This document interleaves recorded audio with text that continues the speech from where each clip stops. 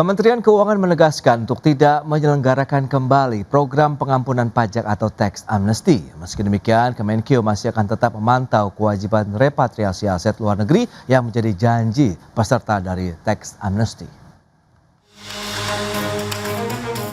Menteri Keuangan Purbaya Yudi Sadewa menegaskan untuk tidak menyelenggarakan kembali program pengampunan pajak atau tax amnesty selama dirinya menjabat sebagai Menteri Keuangan. Sebab tax amnesty merupakan kebijakan yang dinilai berbahaya bagi pegawai di lingkungan Direktorat Jenderal Pajak, di mana ada beberapa pejabat yang diperiksa oleh kejaksaan terkait dengan penyelenggaraan tax amnesty. Yang udah tax amnesty ya udah, di amnesty nggak akan digali-gali lagi yang itunya yang sudah daftarkan itu. Ke depan hanya mereka harus bayar sesuai dengan bisnisnya aja, perkembangan bisnis seperti biasa. Jadi ya tadi saya akan tegur Dirjen DJP, dan ke depan kan udah berkali-kali nih pajak mengeluarkan beberapa pengumuman yang agak meresahkan ya. Ada pajak tol, pajak ini, pajak itu. Jadi nanti ke depan yang bisa mengumumkan kebijakan pajak hanya saya, bukan Dirjen Pajak lagi. Sementara itu, pemerintah telah menyelenggarakan tax amnesty sebanyak 2 kali, jilid pertama pada Juli 2016 hingga Maret 2017 sesuai dengan Undang-Undang Nomor 11 Tahun 2016 tentang pengampunan pajak. Berikutnya jilid 2 atau program pengungkapan sukarela pada Januari hingga Juni 2022 sesuai dengan Undang-Undang Nomor 7 Tahun 2021 tentang harmonisasi peraturan perpajakan. Dari Jakarta, Tim Liputan IDX Channel. Ya, pemirsa, untuk membahas tema menarik kita kali ini, pemerintah tutup pintu program pengampunan pajak atau tax amnesty. Kita sudah tersambung melalui Zoom bersama dengan Mas Arief Said Putra, Ketua Humit Tax Center, dan juga Mas Fajri Akbar, pengamat pajak Center for Indonesia Taxation Analysis atau CITA. Langsung saja kita sapa ini. Halo Mas Arief, apa kabar? Halo Mas Pras, kabar baik. Terima kasih. Kabar baik juga. Terima kasih atas waktu yang disempatkan. Mas Fajri, apa kabar? Baik, Mas. Baik, terima kasih juga atas waktu yang disempatkan. Sebelum membahas lebih jauh ini, Mas Fajri, dari sisi CITA, Anda melihat bagaimana langkah dari Kementerian Keuangan tadi yang sudah disampaikan oleh Pak Purbaya, begitu bahwa terkait dengan tax amnesty atau program pengampunan pajak ini yang sudah ditutup pintunya begitu. Menurut Anda ini kebijakan yang tepatkah untuk kondisi saat ini atau bagaimana? Sangat tepat. Jadi saya mengapresiasi statement Pak Purbaya bahwasanya memang tax amnesty untuk jilid 3 tidak akan ada selama dia menjadi Menteri Keuangan begitu. Kenapa? Karena ini dampaknya akan sangat merusak sekali. Tax amnesty jilid 3 itu akan berpengaruh pada kepatuhan. Bayangkan kalau setiap pergantian rezim ada tax amnesty yang baru, WP akan berpikir bahwasanya buat apa sih saya patuh, mendingan saya tunggu rezim yang baru untuk mengikuti program tax amnesty selanjutnya. Dan ini akan sangat bahaya sekali. Untuk itu saya apresiasi sekali bahwasanya pemerintah kita yang sekarang, terutama Pak Purbaya, menegaskan bahwasanya tidak ada lagi tax amnesty jilid 3 gitu. Oke, itu dia dari sisi CITA begitu ya, dari sisi pengamat pajak begitu. Nah, dari pelaku usahanya sendiri, HIPMI Tax Center melihat begitu kebijakan dari pemerintah yang sudah close the door begitu kalau kita bicara mengenai amnesty atau tax amnesty ini, Mas Arief. Iya, jadi kalau kita ini kan yang terpenting itu kan adanya kepastian ya Mas Pras ya. Iya. Jadi justru dengan kemarin ya ada kabar mau ada tax amnesty dan segala macamnya itu membuat para pengusaha itu menunggu untuk kemudian melakukan kewajiban perpajakannya secara compliance. Ya karena tadi seperti yang Mas Fajri bilang, nah ngapain kita patuh untuk melakukan kewajiban perpajakan kalau toh nanti juga akan dibuka tax amnesty. Jadi ini merupakan kabar baik bagi dunia usaha karena kepastian yang dinanti ini sudah disampaikan. Tentu harapannya ini ya tidak, karena kan masih ada yang lebih tinggi lagi nih. Jangan sampai Dirjen ngomong A, Menteri Keuangan ngomong B, nanti atasnya lagi ngomong lain lagi gitu. Jadi itu kita harapannya agar ini adalah tadi ya close statement lah yang memang paling tinggi dan tidak ada perubahan lagi begitu Mas Pras. Oke, berarti bisa dikatakan ini menjadi satu kepastian dari kebijakan perpajakan yang memang sudah tepat, kemudian menjadi pilihan yang sesuai dengan kondisi saat ini karena menjadi kepastian begitu ya dalam artian kebijakan dari sisi perpajakan, Mas Arief. Iya betul, karena tax amnesty bagi yang sudah patuh itu merupakan disinsentif Mas. Oke. Sedangkan untuk yang belum patuh itu adalah insentif. Jadi ini kan ada logika terbalik sebenarnya. Oke. Orang yang sudah patuh justru mendapatkan disinsentifnya, kemudian yang belum patuh malah mendapatkan insentifnya. Kalau kita berkaca pada tax amnesty yang lalu, itu kan tarifnya kan sangat-sangat rendah itu.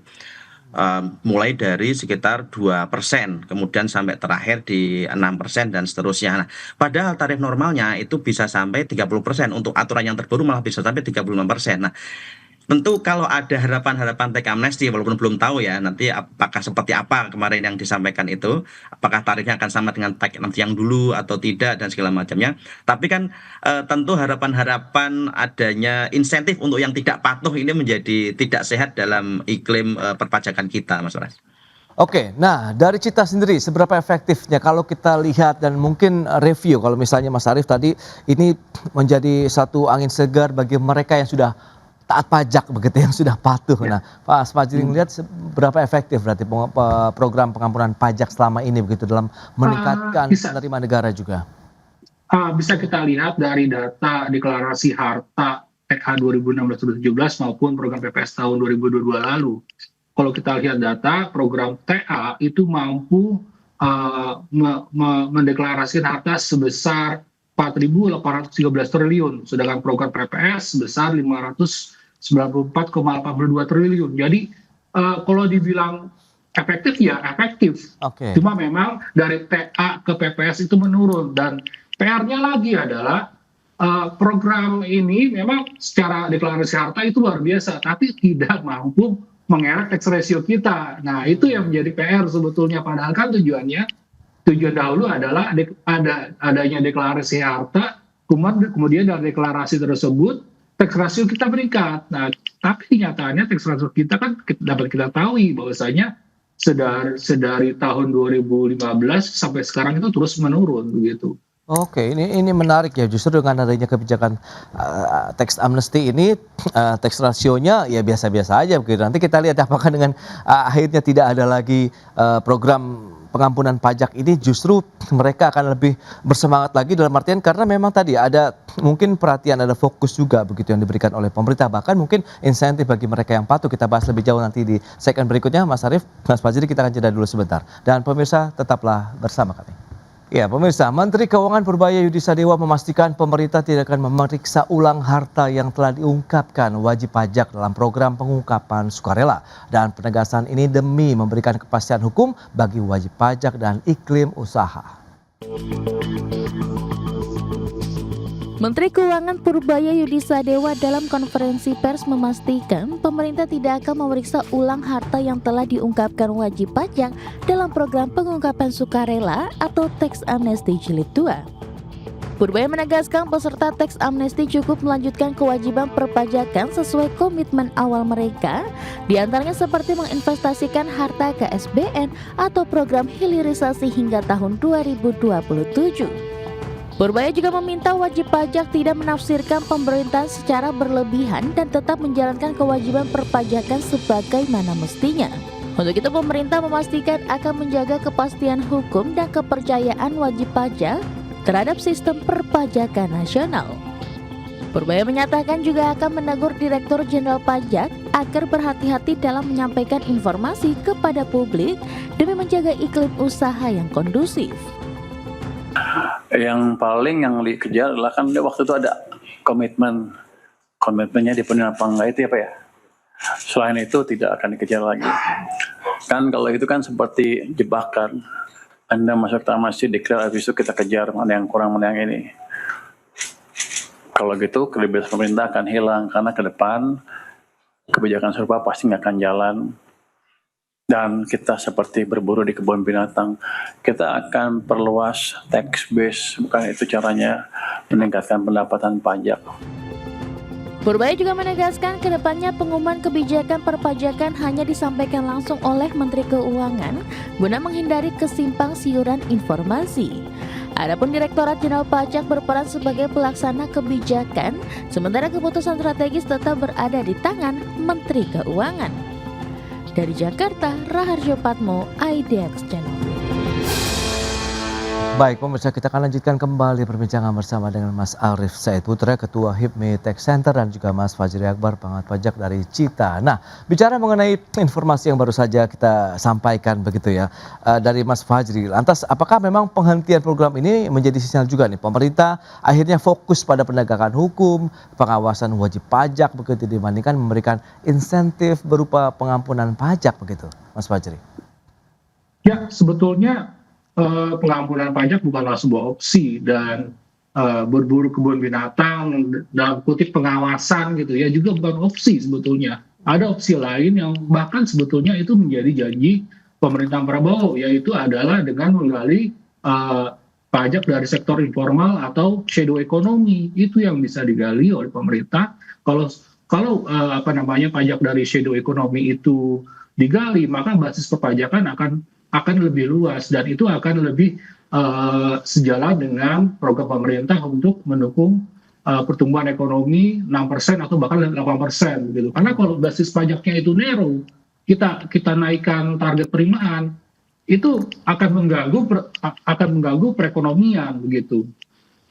Oke, nah kalau memang itu menjadi beberapa opsi, ada pilihan begitu untuk bisa meningkatkan penerimaan negara. Dari sisi HIPMI sendiri melihat bagaimana begitu? Apakah akhirnya kita masih fokus saja begitu untuk pengawasan, penegakan hukum dari sisi kepatuhan pajaknya untuk penerimaan negara, atau tadi ada beberapa opsi lain, ada shadow economy di sana, kemudian informal economy juga yang mungkin saat ini ya justru sedang berkembang di masyarakat, mengingat penciptaan lapangan kerja yang masih menjadi tantangan tersendiri, Mas Arief. Ya, masih di mute, Mas.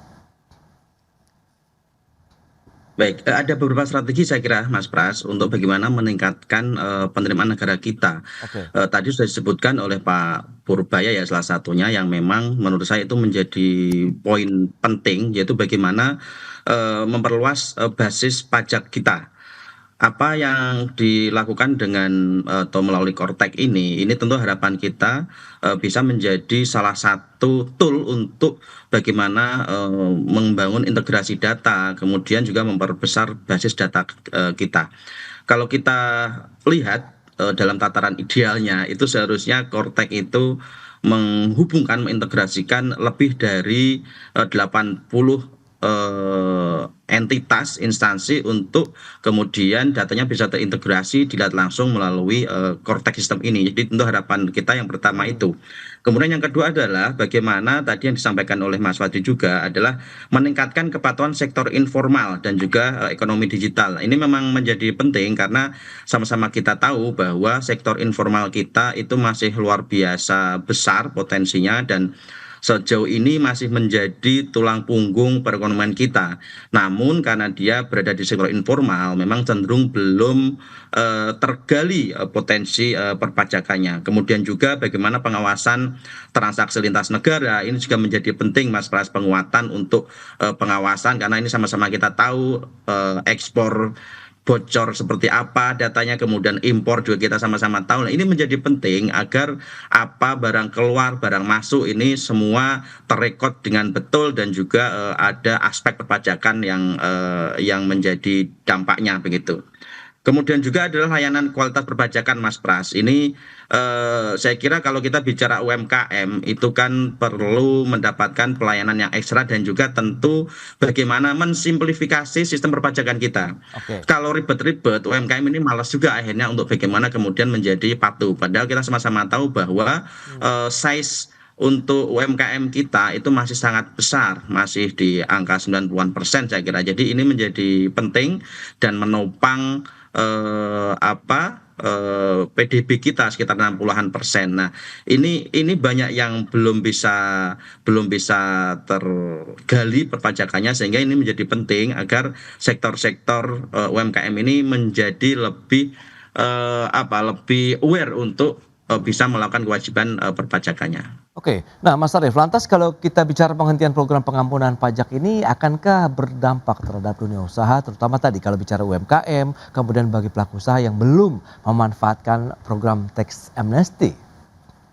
Ya, jadi sebenarnya kalau kita bicara teks amnesty, pesertanya itu sebagian besar justru non UMKM, Mas Pras. Jadi Oke. UMKM ini memang cocoknya bukan diberikan insentif dalam bentuk teks amnesty kalau kita mau memang sasarannya adalah UMKM. Ya, ya. Tapi tadi lebih pada simplifikasi, kemudian juga pelayanan ekstra, literasi, sosialisasi kepada UMKM ini agar lebih mudah dalam memenuhi kewajiban perpajakannya. Jadi kalau bicara dampak terhadap peniadaan teks amnesty terhadap UMKM, saya kira dampaknya sangat sangat kecil sekali, Mas Ras. Oke, tadi juga sempat disampaikan begitu ada core tax system, ada shadow economy, informal economy, digital economy begitu ya. Lantas Mas Fajri, Anda melihat bagaimana sebenarnya dengan ekosistem perpajakan kita lah ya. Kalau misalnya kita bisa mereview, apakah ini bisa menjadi salah satu game changer juga kita untuk bisa meningkatkan penerimaan negara, pengawasan juga, dan meningkatkan kepatuhan wajib pajak baik badan maupun perorangan. Ya, kuncinya itu adalah di data, Mas. Jadi Cortex itu tidak akan bisa mampu optimal dalam menghasilkan penerimaan kalau datanya itu tidak ada, ya. Seperti data dari pihak ketiga itu sangat penting sekali gitu ya buat Cortex untuk menggali penerimaan. Dan kenapa saya meragukan Cortex dalam menggali penerimaan di shadow economy atau sektor informal, karena kedua sektor ini yang menjadi masalah adalah mereka tidak tercatat. Oke. Oleh karena itu perlu pendekatan lain seperti pendekatan digitalisasi atau sistem pembayaran digital. Nah itu kan sebetulnya sudah ada tuh dari sistem pembayaran digital akan transaksi di sektor informal atau shadow economy. Nah itu bisa digunakan bagi pemerintah untuk menggali penerimaan dan di situ bisa diintegrasikan datanya melalui Cortex menurut saya begitu. Oke, integrasi dalam bentuk apa? Mungkin apakah perlu melibatkan lebih jauh begitu dengan instansi-instansi terkait lainnya atau penguatan sistem?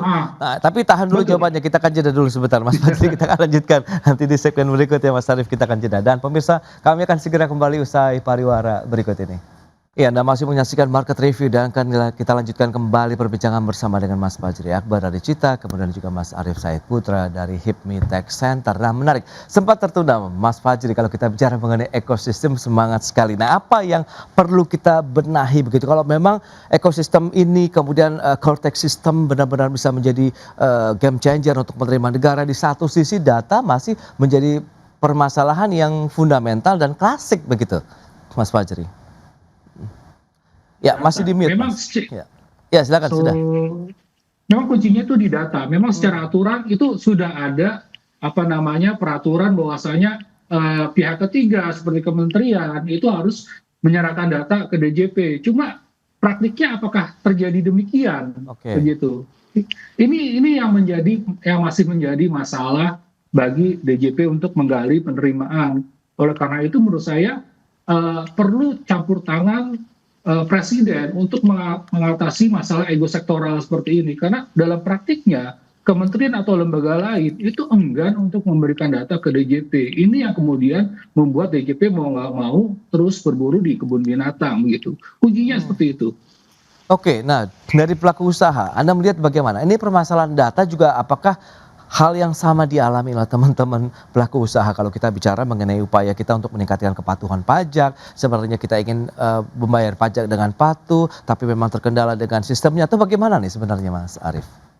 Iya, kalau bicara data memang itu menjadi salah satu kelemahan kita ya. Kita makanya kemudian single identity number itu menjadi penting sebenarnya, sehingga data-data ini tidak kemudian tercerai-berai bahwa kita melakukan transaksi apapun menggunakan identitas apapun ya dengan satu nomor ini, sehingga mudah kedetek, mudah di trace bahwa identitas ini yang kemudian melakukan transaksi ini, transaksi itu, transaksi dan lain sebagainya ya.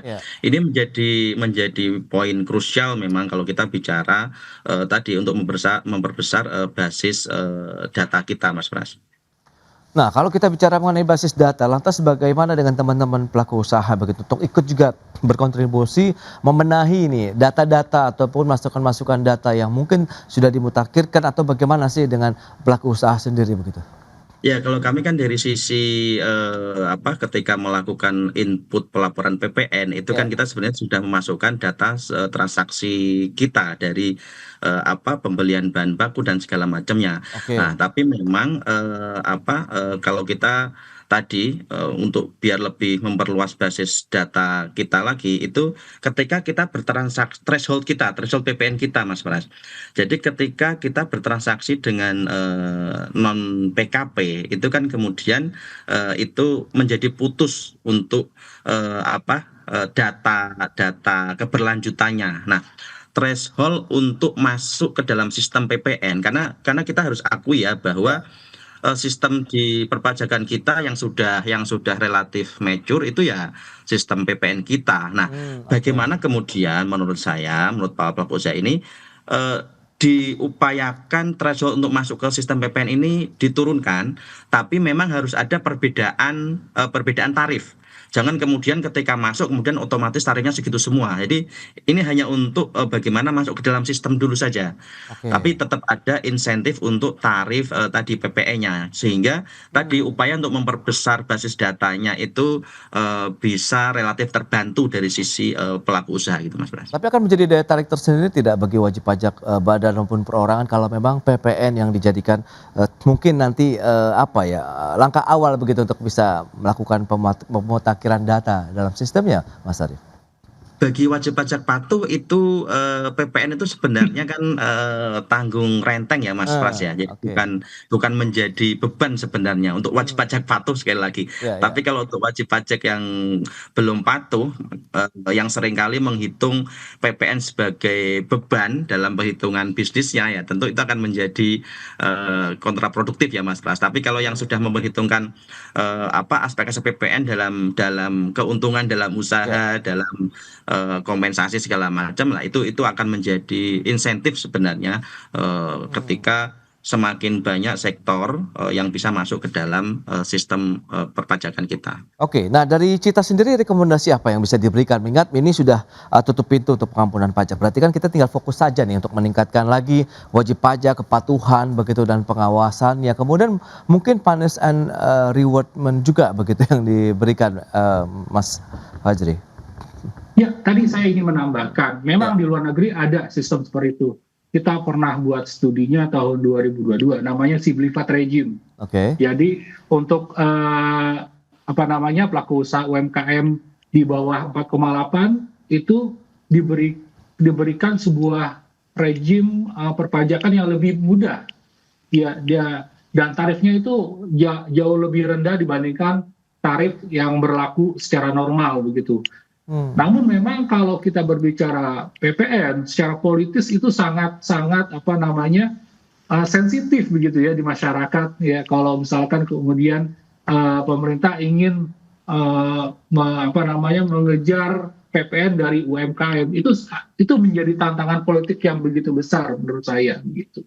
Nah, salah satu opsi yang bisa diambil adalah bagaimana pemerintah ini mengoptimalkan menurut saya pajak yang ada di sektor digital, terutama marketplace, dan Pak Purbaya sebetulnya sudah aware ya Ya. bahwasanya memang salah satu tantangan kita yang ada sekarang adalah bahwasanya terjadi digitalisasi, terjadi transformasi ekonomi dari yang konvensional ke digital, dan Betul. digital itu sulit untuk dipajaki, pengawasannya sulit.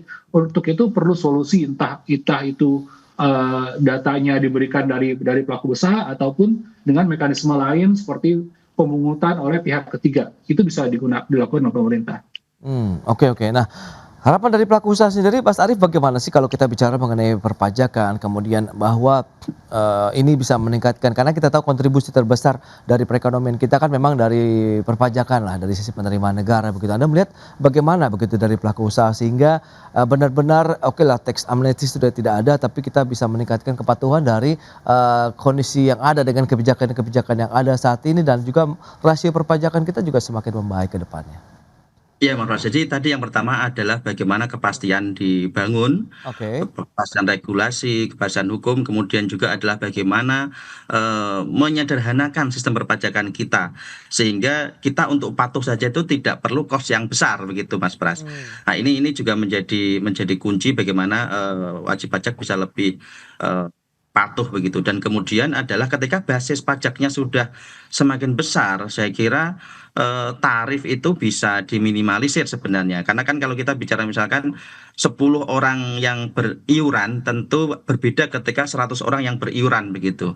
Jadi ini juga menjadi Ya, menjadi penting ya untuk tadi penyederhanaan tarif itu dilakukan. Jadi paling tidak 3 hal itu, Mas Pras, yang menjadi rekomendasi ya. kami di soal tadi kepastian, kemudian penyederhanaan dan juga penyesuaian tarif. Kita tidak bicara penurunan tapi penyesuaian tarif Oke. untuk depannya ketika memang cita-cita atau plan kita untuk memperbesar basis pajak kita itu bisa dilakukan. Baik, itu dia beberapa poin rekomendasi yang sudah disampaikan dari sisi pelaku usaha maupun dari pelaku pajak sendiri dari Cita, begitu, bahwa kepastian, penyederhanaan sistem, kemudian mekanisme ini menjadi hal yang penting juga, mengingat basis pajak kita dari perusahaan-perusahaan besar, menengah hingga skala-skala UMKM begitu ya di Indonesia. Baik Mas Arief, kemudian Mas Fajri, terima kasih banyak atas update informasi dan juga insight yang sudah diberikan kepada pemirsa pada hari ini. Selamat melanjutkan aktivitas Anda kembali. Salam sehat, sampai berjumpa kembali. Terima kasih Mas Arief, Mas Fajri. Terima kasih, Mas Ya. Pras. Terima kasih, Mas. Iya, pemerintah memastikan kebijakan baru terkait dengan devisa hasil ekspor sumber daya alam akan mulai berlaku pada 1 Juni 2026. Menteri Keuangan Purbaya Yudi Sadewo mengatakan, pemerintah juga akan mulai memantau dampak implementasi aturan baru tersebut sebulan setelah kebijakan berlaku efektif. Pemerintah memastikan kebijakan baru terkait devisa hasil ekspor sumber daya alam atau DHE-SDA akan mulai berlaku pada 1 Juni 2026. Hal ini menyusul rampungnya finalisasi revisi peraturan pemerintah nomor 36 mengenai pengelolaan devisa ekspor. Menteri Keuangan Purbaya Yudi Sadewo mengatakan pemerintah telah menetapkan waktu pemberlakuan aturan tersebut. Namun demikian, rincian teknis termasuk cakupan negara akan diumumkan bersamaan dengan publikasi regulasi resmi. Untuk DHE SDA, negara mana saja yang dikecualikan, katanya berlaku 1 Juni. Sudah diputuskan berlaku 1 Juni 2026. Negara mananya nanti dilihat ketika kita publish peraturan DHE-nya. Purbaya menambahkan pemerintah akan mulai memantau dampak implementasi aturan baru tersebut sebulan setelah kebijakan berlaku efektif pada Juni mendatang. Pemerintah juga akan memperhatikan respon pasar modal dan sektor keuangan terhadap kebijakan itu. Meski demikian, Purbaya mengakui pada awal penerapan aturan baru itu kemungkinan muncul kekhawatiran di pasar, namun ia meyakini kondisi tersebut hanya bersifat sementara. Dari Jakarta, Tim Liputan IDX. Ya, pemirsa, untuk membahas tema menarik kita kali ini, belit baru dari devisa hasil ekspor sumber daya alam dorong penguatan cadangan devisa dan rupiah. Kita sudah tersambung melalui Zoom bersama dengan Bapak Hendra Sinadia, Ketua Komite Pertambangan Minerba, Asosiasi Pengusaha Indonesia Pindo, kemudian juga Bapak Rian Kiryanto, ekonom senior dan juga Associate Faculty dari Lembaga Pengembangan Perbankan Indonesia. Langsung saja kita sapa ini. Halo Pak Hendra, apa kabar? Alhamdulillah kabar baik, terima kasih Mas Pras. Baik, terima kasih juga atas waktu yang disempatkan Pak Hendra. Pak Rian, apa kabar Pak? Kabar baik, Mas. Siap, terima kasih juga atas waktu yang disempatkan Pak Rian. Langsung saja kita ke Pak Hendra terlebih dahulu ya, terkait dengan tanggapan pelaku usaha pertambangan nih terhadap rencana pemberlakuan tadi kebijakan retensi devisa hasil ekspor yang akan berlaku 1 Juni mendatang. Apakah memang ini sudah mungkin sesuai dengan konsensus, sesuai dengan mungkin proyeksi sebelumnya atau bagaimana Pak Hendra? Nah, dari pelaku usaha sebenarnya nih dalam situasi saat ini membutuhkan regulasi kebijakan yang bisa mendorong sentimen positif ya. Oke. Itu yang dalam situasi saat ini. Namun sayangnya ini kita dapat kejutan, banyak kejutan yang kita dapat dari pemerintah ya, bukan hanya DHE, ada wacana royalti, ada aturan-aturan yang lain. Nah, aturan DHE sebenarnya yang dari perspektif pelaku usaha ya, khususnya sektor pertambangan atau sektor-sektor yang terdampak kebijakan DHE ini aturan yang existing saat ini, PP 8 2025 yang merupakan revisi PP 36 2023 itu sebenarnya sudah cukup bagus ya, sudah berjalan secara bagus. Nah, dengan adanya wacana perubahan ini, dengan beberapa poin-poin yang disampaikan oleh pemerintah, ini kita menjadi was-was lagi nih. Ini bagaimana? Dan ini sudah menimbulkan kekhawatiran bukan hanya kami di dalam negeri, eksportir di dalam negeri, tapi pihak investor juga ini bertanya-tanya. Ini aturan yang PP 8 sudah dirubah yang pertama ya, tadi yang waktu berlaku pertama September 2023, kemudian di Maret 2025 ya, belum 2 tahun udah dirubah. Nah ini belum 2 tahun lagi dirubah nih. Kita nggak tahu ke depannya apakah di 2027, 2028 bakal ada perubahan lagi. Nah ini memberikan sinyal yang kurang bagus ya buat calon investor dan juga rencana investasi ke depannya. Anda melihat ini inkonsistensi begitu? Ya, tentu saja. Ya, ini inconsistent. Jadi ini berubah sangat-sangat dinamis yang kemudian arah perubahannya malah justru setback ya. Kalau saya sampaikan di awal, PP 236 2023 itu memang menjadi keluhan pelaku usaha dan kami waktu itu intensif ya berkonsultasi dengan pemerintah, kami mengapresiasi waktu itu dan berapa poin-poin diakomodir, terjadi kompromi sehingga PP 8 itu berlaku dan saat ini menurut kami berlaku cukup bagus. Namun dengan adanya revisi ini kelihatannya agak mundur lagi nih karena ada beberapa ketentuan yang tentu akan makin memberatkan para eksportir apalagi di tengah kondisi perekonomian yang sedang bergejolak saat ini. Oke, menarik untuk dicermati. Pak Rian, dari sisi ekonom Anda melihat bagaimana sih terkait dengan urgensi pemberlakuan aturan retensi 100% devisa hasil ekspor dari sumber daya alam ini yang akan berlaku pertengahan tahun ini atau 1 Juni, Pak Rian? Pertama saya ingin sampaikan bahwa ini adalah salah satu ikhtiar ya, ikhtiar yang dilakukan oleh pemerintah dalam kerangka sesegera mungkin bisa menstabilkan nilai tukar rupiah.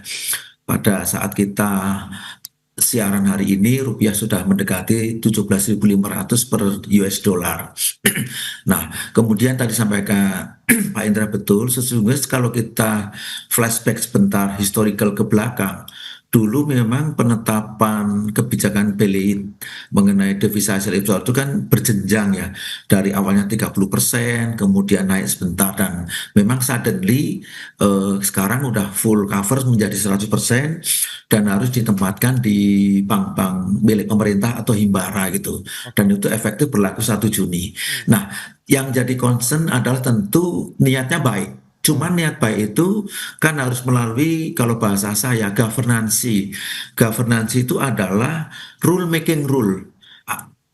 Apakah kebijakan ini yang terbaru ini sudah memberi ruang bagi teman-teman Pak Indra dan kawan-kawan yang di sektor mining khususnya atau sektor sumber daya alam khususnya itu diajak rembugan dan sebagainya atau berunding sehingga para pihak yang terkait dengan kebijakan baru itu merasa terbaikin ya artinya bisa menerima kebijakan itu. Tetapi kalau tadi sampaikan Pak Indra sepertinya kan Pak Indra dan kawan-kawan merasa tidak nyaman dengan kebijakan baru itu. Nah, oleh karena itu masih ada waktu kurang lebih berapa ya? Ya, nggak sampai 1 bulan ya untuk apakah mungkin untuk bisa ditinjau kembali sehingga bisa akomodir terhadap teman-teman pengusaha di sektor sumber daya alam. Tentu ini call-nya ada di pemerintah GQ Menteri Keuangan ya. Tetapi tentu juga kita harus konsideran juga, kita pertimbangkan juga bagaimana implikasi, sangat menghindari kata dampak. Implikasi dengan penetapan ini, pertama ini hanya ditempatkan di himbara, kemudian bagaimana dengan mitra-mitra yang selama ini banker clause-nya yang dipakai oleh teman-teman Pak Indra itu di luar negeri, ya tentu di luar negeri mereka juga punya semacam bank account ya. Nah, bagaimana mengklarifikasi, mensosialisasikan bahwa ada belit baru. Karena suka atau tidak suka, itu langsung atau tidak langsung pasti terdampak ke sana. Yang dulu proceed ekspor dari teman-teman pelaku pertambangan itu katakanlah sebagian disimpan di bank account-nya di luar negeri misalnya, tiba-tiba semuanya harus masuk ke dalam negeri, ya. Nah, tentu itu harus ada semacam tanda petik ya, apakah ada periode transisi, ya, sehingga kalau transisi sudah jalan, lalu betul-betul dijalankan 100%, nah semuanya everybody happy lah, ya, tidak ada kaget-kagetan, tidak ada kejutan-kejutan. Ya, ya. Itu highlight yang saya sampaikan, karena diskusi mengenai devisa hasil ekspor itu sudah mungkin udah lebih dari 15 tahun barangkali, ya. Saya ngikutin ini soal, jadi saya lumayan bisa rely on dengan isu ini, Mas Pras, Pak Indra. Baik, Pak Rian. Ini menarik begitu ya, bahwa memang harus ada keterlibatan pelaku usaha, kemudian bagaimana bank account yang biasanya penempatannya dulu tidak 100%, kemudian harus menyesuaikan dengan kebijakan BELET ataupun kebijakan ini baru ini. Pak Hendra, bagaimana teman-teman pelaku usaha pertambangan menyikapinya begitu? Mengingat tenggat waktu kan tidak lama lagi nih, 1 Juni begitu. Apakah periode transisi ini juga masih cukup waktu untuk kita melakukan penyesuaian, dalam artian nanti 100% berarti akan ditempatkan di bank dalam negeri begitu nih, Pak Hendra? Iya, terima kasih. Saya sependapat dengan sampaikan Pak Rian tadi ya, mengenai prosedur atau rule making law-nya tadi yang sampai saat ini masih terkesan agak tertutup ya dari pemerintah. Setahu saya pertemuan terakhir itu malah di akhir tahun lalu ya, udah cukup lama ya pertemuan terakhir dengan pemerintah membahas wacana ini dan juga melibatkan kalangan perbankan ya, termasuk perbankan swasta non himbara. Nah, di pertemuan tersebut ya muncul keluhan-keluhan dari selain eksportir sumber daya alam juga dari kalangan perbankan. Nah, ini yang saya kurang tahu dalam beberapa waktu terakhir apakah ada upaya-upaya dari pemerintah atau regulator untuk menyampaikan atau memberi peluang bagi transisi ya tadi sampaikan Pak Rian, karena ini yang kami khawatirkan ini kan banyak investor yang sudah punya banking ini ya, kerjasama perbankan ya, perbankan luar negeri yang punya branch di Indonesia ya, dan ini udah berlangsung dalam bagian dari agreement mereka, sama seperti di oil and gas ya, proceed mereka itu udah ada kerjasama dalam production sharing kontraknya seperti itu. Nah, ini yang kita khawatirkan di saat situasi saat ini terjadi dan dengan masih kurangnya konsultasi atau koordinasi dengan stakeholders, kami khawatirkan akan menimbulkan keributan ya dalam pelaksanaannya di lapangan. Apalagi juga perusahaan saat ini juga lagi fokus kita ini untuk mengatasi antisipasi dampak dari gejolak di Teluk nih, harga bahan bakar, kemudian juga bahan baku sulfur juga naiknya luar biasa, kemudian juga kita harus antisipasi wacana kemarin kenaikan tarif royalti dan lain-lain. Ini frontnya banyak banget, sehingga yang saya sampaikan di awal, saat ini saya kira seluruh pelaku usaha membutuhkan sentimen positif ya. Itu yang kami harapkan, sehingga sebaiknya mungkin pemerintah mempertimbangkan dulu ya untuk menerapkan aturan ini. Apakah kamu akan membuka ruang komunikasi atau diskusi? Kita bahas lebih jauh nanti Pak Hendra di segmen berikutnya. Pak Rian, kita akan jeda dulu sebentar ya, dan pemirsa kami akan segera kembali usai pariwara berikut ini. Ya, terima kasih Anda masih bergabung bersama kami dalam Market Review, pemirsa. Dan berikut ini kami akan sampaikan sejumlah data, kita akan cermati bersama seperti apa sih perkembangan dari devisa kita, begitu cadangan devisa tentunya yang menjadi dasar penerapan dari 100% DHE SDA begitu ya, ditempatkan di dalam negeri. Ini dia posisi cadangan devisa kita sampai dengan April 2026, kita lihat trennya dari Desember 2025 ini cenderung turun dari 156,5 miliar dolar kemudian menjadi 146,2 miliar dolar Amerika Serikat per April 2026. Itu dia untuk posisi CADEV kita. Dan selanjutnya yang menjadi dasar berikutnya adalah kurs nilai tukar rupiah. Ini data dari Gisdor Bank Indonesia. Kita lihat memang fluktuatif dalam beberapa hari terakhir ini, sempat memang mengalami apresiasi sampai dengan 17.362 per dolar Amerika Serikat, namun dalam beberapa hari terakhir sampai dengan 11 Mei kemarin sudah di 17.415 rupiah per dolar Amerika Serikat. Itu dia beberapa data terkait dengan Gisdor kita, nilai tukar rupiah dan juga cadangan devisa. Berikutnya kita lihat dari sisi nilai ekspor tambang non migas terbesar di tahun 2025, batu bara ini masih menjadi andalan kita, sekitar 30,49 miliar dolar Amerika Serikat. Kemudian lignit ada, kemudian biji tembaga juga menjadi salah satu andalan dari ekspor non migas terbesar kita. Baik, itu dia beberapa data dan kita akan lanjutkan kembali perbincangan bersama dengan Bapak Hendra Sinadia dan juga Bapak Rian Kerianto. Ya, dengan informasi tadi yang sudah disampaikan, lantas bagaimana dari sisi pelaku usaha nih Pak Hendra, mengingat belet ini akan berlaku 1 Juni, kemudian menjadi kekhawatiran bersama kalau memang tadi Pak Rian sudah menyampaikan terkait dengan penempatan dana hasil ekspor sumber daya alam kita. Kalau memang nanti penempatannya 100% di Indonesia ini, mekanismenya seperti apa? Apakah akan ada butuh waktu yang lebih lama begitu, atau hanya memindahkan seperti kita memindahkan dana dari satu bank ke bank lainnya begitu Pak Hendra? Oke, mungkin teknisnya Pak Rian yang lebih expert ya.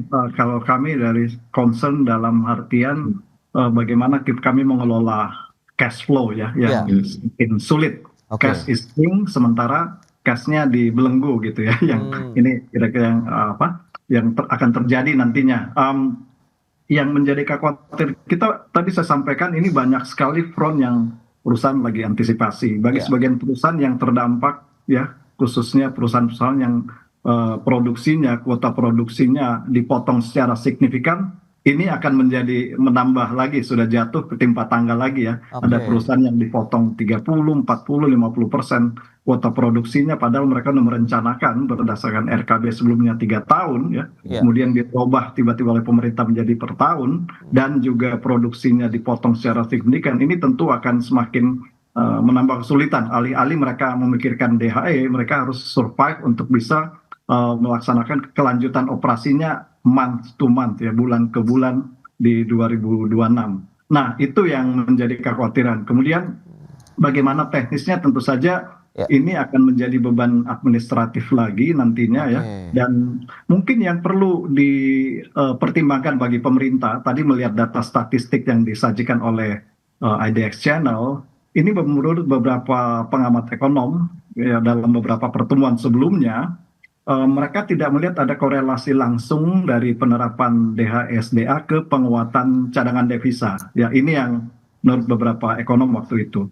Nah, yang kami menyoroti mungkin adalah bahwa dalam aturan yang akan dibuat pemerintah mungkin perlu mempertimbangkan kontrol ya. Jadi dalam artian di aturan yang existing sekarang kan itu kita bisa konversi ya, meskipun ditahan 100% ya selama 12 bulan, namun perusahaan bisa diberikan fleksibilitas untuk beberapa item, misalnya kewajiban pembayaran pajak dalam US dollar yang ada diatur dalam kontrak, kemudian importasi dalam mata uang asing, pembayaran dividen dalam mata uang asing yang diatur dalam kontrak untuk beberapa perusahaan itu dikecualikan, diperhitungkan sebagai bagian dari DHE, dan kemudian juga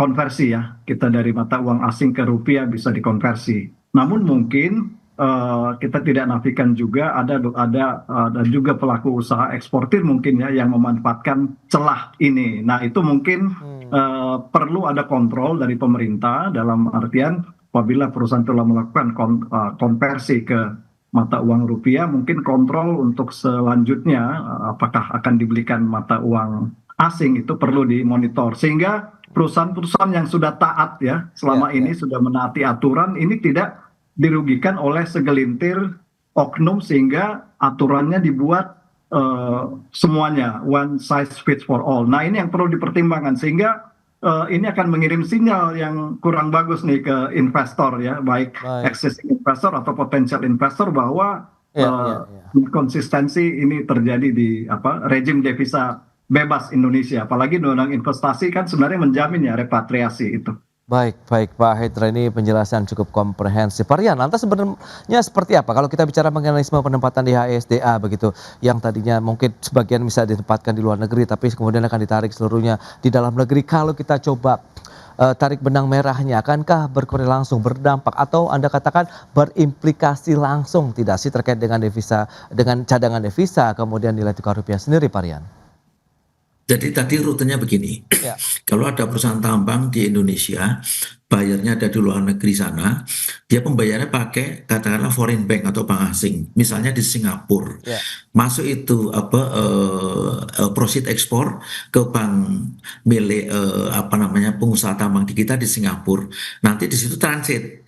Nah, sebagian itu ditransfer ke Himbara di dalam negeri. Itu mekanisme seperti itu. Tetapi pertanyaannya kita juga harus memberikan semacam apa ya konsideran kepada teman-teman pengusaha eksportir itu. Kan duit yang masuk itu proses itu kan segera sebagian ya nggak 100% itu kan dioperasionalkan. Untuk apa? Untuk pemenuhan kewajiban-kewajiban luar negeri ya, termasuk untuk mendukung kegiatan operasional yang underlying currency-nya menggunakan US dollar. Maka definisi 100% itu mungkin yang harus betul-betul diaminin bersama ya. Karena nggak mungkin katakanlah dari proses ekspor itu masuk ke foreign bank di Singapura home base-nya misalnya 100% masuk, lalu 100% itu masuk ke Himbara di kita. Nah, sementara mungkin mitra daripada pengusaha tambang kita itu kan berbagai-bagai buyer di luar negeri yang mungkin berbanknya itu dengan bank yang di Singapura itu. Nah, yang teknis mikro seperti ini tentunya harus dipertimbangkan karena saya tahu persis teman-teman perusahaan tambang itu kan juga butuh semacam standby funding untuk mendukung kegiatan operasional mereka hari demi hari, bayar karyawan, beli ini, beli itu dan sebagainya yang mayoritas juga mungkin underlying currency-nya menggunakan basis US dollar. Yang kedua, memang betul kalau ada sebagian teman ikut mengatakan ini tidak menambah devisa. Memang tidak, tapi paling tidak duit yang ada dari teman-teman pengusaha tambang itu sebagian besar, saya nggak mengatakan 100% ya, itu masuk ke rekening mereka di rekening valuta asingnya di Himbara, itu akan menyuplai atau memasuk US dollar lebih besar lagi. Nah ini sehingga suplai US dollar di dalam negeri itu bisa membantu. Kalau dolarnya banyak, orang beli dolar, itu harganya lalu murah. Nah, harga murah itulah sebetulnya yang kita kenal dengan istilah depresiasi. US dolarnya mengalami depresiasi atau pelemahan. Karena apa? Suplai dolarnya banyak dari teman-teman pengusaha itu. Cuman ini kan ujungnya ya, tetapi juga perlu dilihat tadi yang level mikro teknisnya. Bagaimana ya kesiapan dari teman-teman Pak Indra dan yang lain itu dalam menyikapi pelet yang baru ini sehingga tidak menimbulkan jangan menimbulkan noise yang nanti malah jadinya maaf kata kontraproduktif gitu loh. Kita harus lihat dalam potret yang lebih besar, kita masih ada tekanan eksternalnya begitu kuat, perang di Teluk belum selesai sampai sekarang, kemudian ada tadi sampaikan Pak Indra, ada regulasi-regulasi yang harus segera dikerjakan. Tentu harus ada kalau bahasa saya itu skala prioritas mana yang duluan ya tanpa kita menegasikan kebijakan DHI yang baru ini karena itu spiritnya adalah memang ikhtiar pemerintah untuk mendorong sesegera mungkin stabilisasi nilai tukar rupiah. Ini salah satu ikhtiar karena masih banyak ikhtiar yang lain yang dilakukan oleh Kementerian Perdagangan, Kementerian Perindustrian dan tentunya Bank Indonesia sebagai bank sentral. Jadi ini DHI itu kebijakan yang komplementari dari sekian kebijakan yang lainnya juga. Gitu Mas Pras, Pak Indra.